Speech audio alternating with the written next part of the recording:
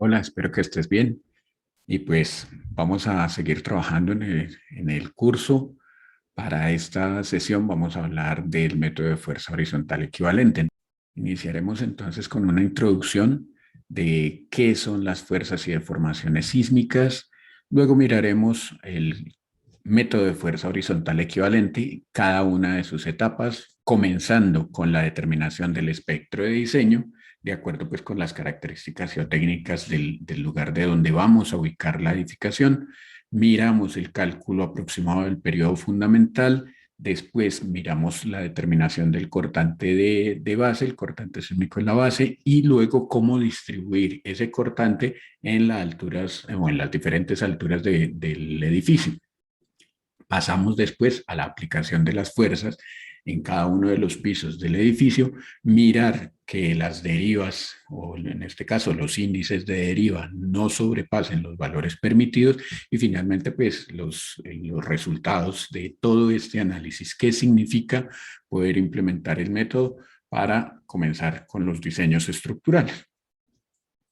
Entonces, comenzamos con la introducción hablando de las fuerzas y deformaciones sísmicas.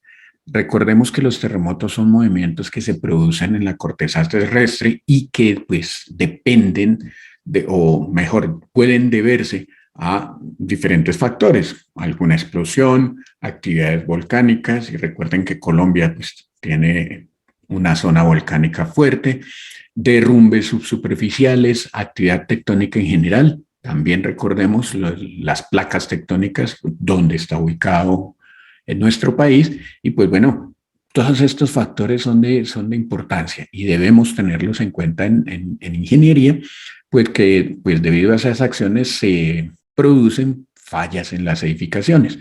Entonces, sobre estas fuerzas y deformaciones sísmicas, nosotros podemos decir que estos sismos provocan sobre las estructuras pues diferentes daños. Y estas fuerzas que un sismo provoca sobre las estructuras pues dependen de las características dinámicas de los eventos, en este caso pues la duración, la magnitud, la distancia del epicentro, como lo vimos en la sesión pasada, y también va a depender de zona geográfica, va a depender de las propiedades del suelo, depender de la rigidez de la estructura, teniendo en cuenta que, por ejemplo, un edificio de baja altura o de pocos pisos es mucho más rígido que un edificio alto, también que un edificio cuya estructura es más robusta, más gruesa, sus elementos estructurales, es más rígido que un edificio o una casa que tiene sus elementos estructurales más esbeltos, más delgados.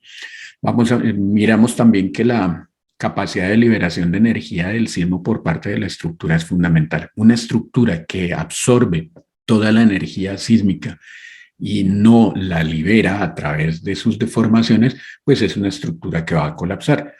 Entonces va a depender de la capacidad de liberación de energía de ese sismo.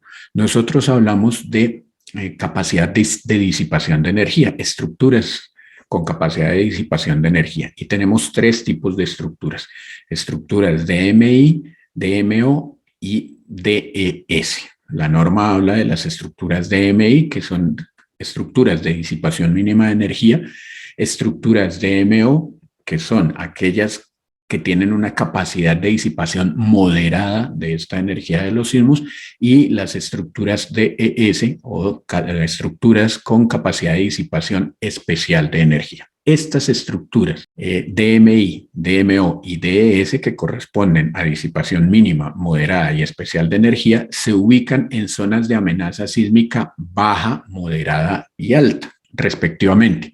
Entonces, tener en cuenta que esa capacidad de liberación de energía corresponde a esas estructuras DMI, DMO y DES en la norma.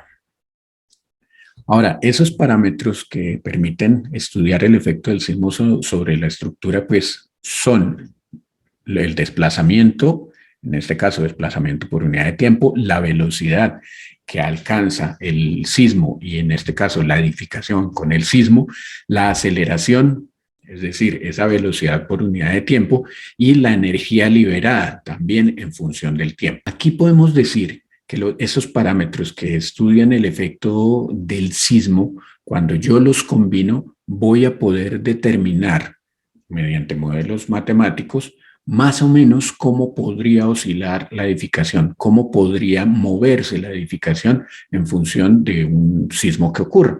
Y sobre esto, entonces, ver si cumple con los requerimientos para que no se caiga. Ahora, los movimientos del terreno le transmiten a las construcciones aceleraciones, las cuales producen en estas reacciones inercia. Esta aceleración puede tener cualquier sentido, cualquier dirección, y normalmente se representa a través de tres componentes. Dos componentes horizontales, es decir, un sismo en X o un sismo en y un componente vertical. Ese componente vertical genera estas fuerzas verticales sobre la estructura que se suman o restan, pues en sentido de esas fuerzas gravitacionales o verticales, el peso de los elementos afectados.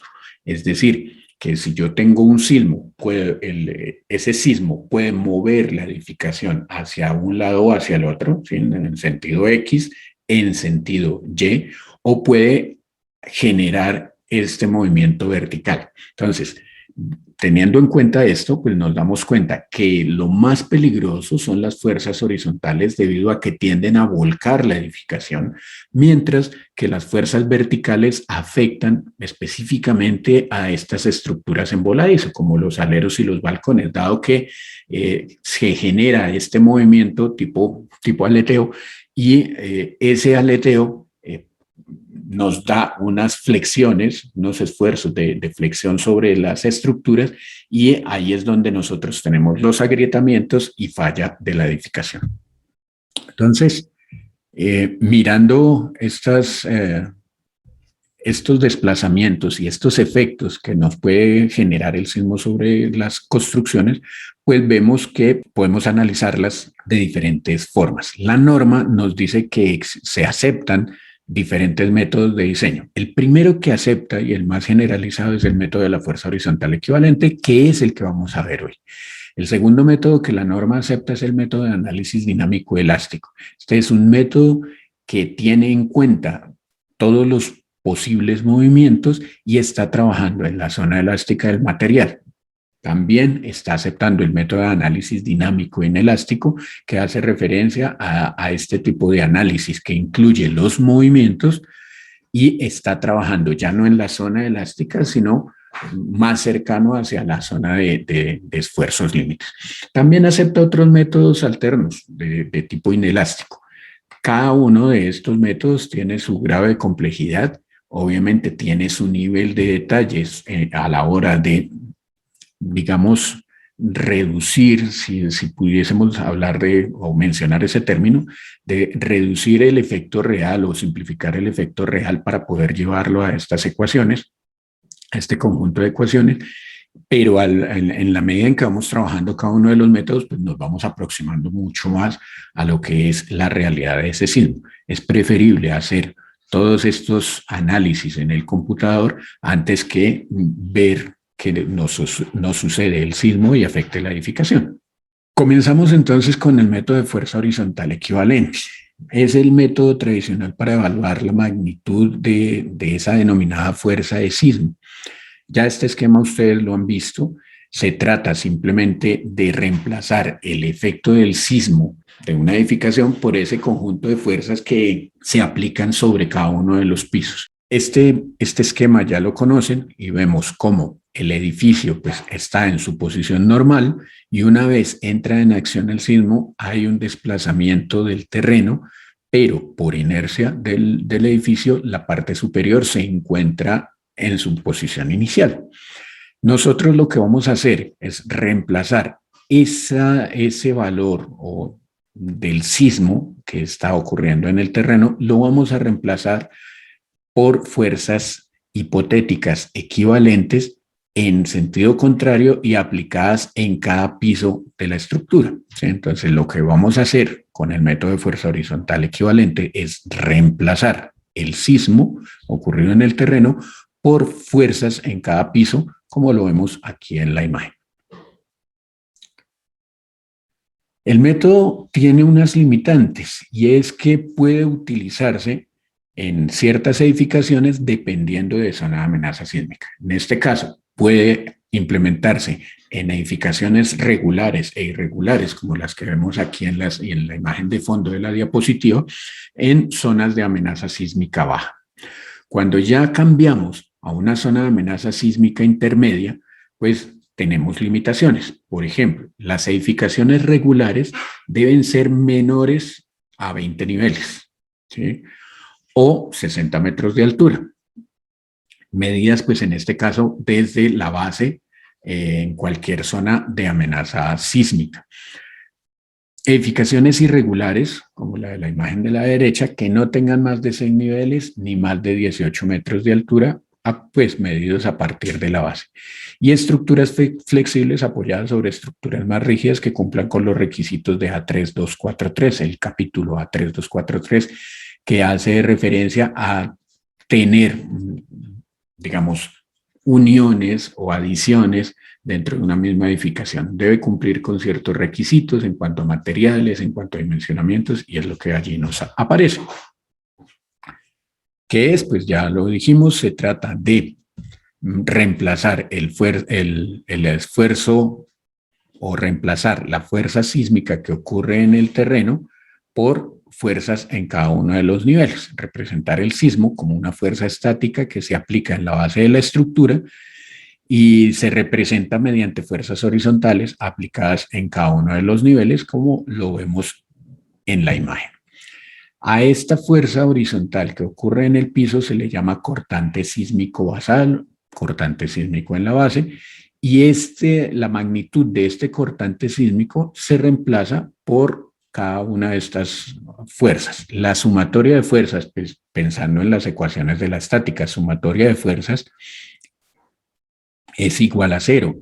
En este caso tenemos una serie de fuerzas en sentido positivo de las X. La suma de estas fuerzas debe ser igual a la fuerza que va en sentido menos X, es decir, el cortante sísmico basal. ¿Cuáles son los pasos del método? Entonces, esta diapositiva es muy importante porque nos va a resumir estos pasos y lo vamos a poder ir viendo en cada uno de los videos que vamos a ir mostrando. Lo primero es la determinación del espectro elástico de diseño, o el espectro de diseño mejor, de acuerdo a esas características geotécnicas del lugar de donde voy a ubicar la estructura. El segundo paso es determinar o hacer el cálculo del periodo fundamental de la edificación. Ese es un cálculo aproximado a través de una serie de ecuaciones y tablas que ya vamos a ver. El tercer paso consiste en la determinación del cortante de base. Es decir, esta fuerza B sub S que estamos mostrando en la imagen. Pasamos al siguiente paso, que es distribuir en altura ese cortante de base, es decir, empezar a cambiar este valor del B sub S por fuerzas en cada piso, que aquí estamos denominando F sub X. Aplicamos las fuerzas en cada piso y miramos los efectos de esas fuerzas sobre los elementos estructurales, determinando pues los desplazamientos que nos va a causar la aplicación de esas fuerzas. Una vez calculados esos desplazamientos, pues vamos al punto 6, que verifica que los índices de deriva no sobrepasen los valores permitidos. La norma nos dice, miren, hay un desplazamiento y ese desplazamiento, digamos que es normal por efecto de las fuerzas, pero tenga en cuenta que si usted coloca unas fuerzas, que si coloca unas estructuras muy delgadas, los desplazamientos van a ser mayores. Si usted coloca unas estructuras más robustas, pues los desplazamientos van a ser menores. Nosotros como norma, pues permitimos cierto valor. Entonces, lo que hay que chequear es que una vez aplicadas las fuerzas, tenemos unos desplazamientos, nos resultan unos desplazamientos y esos desplazamientos deben ser menores a unos valores permitidos por la norma. De esta manera estaríamos resumiendo todos los pasos del método. Ahora nos vamos a ir paso a paso, pues detallando cada una de estas actividades.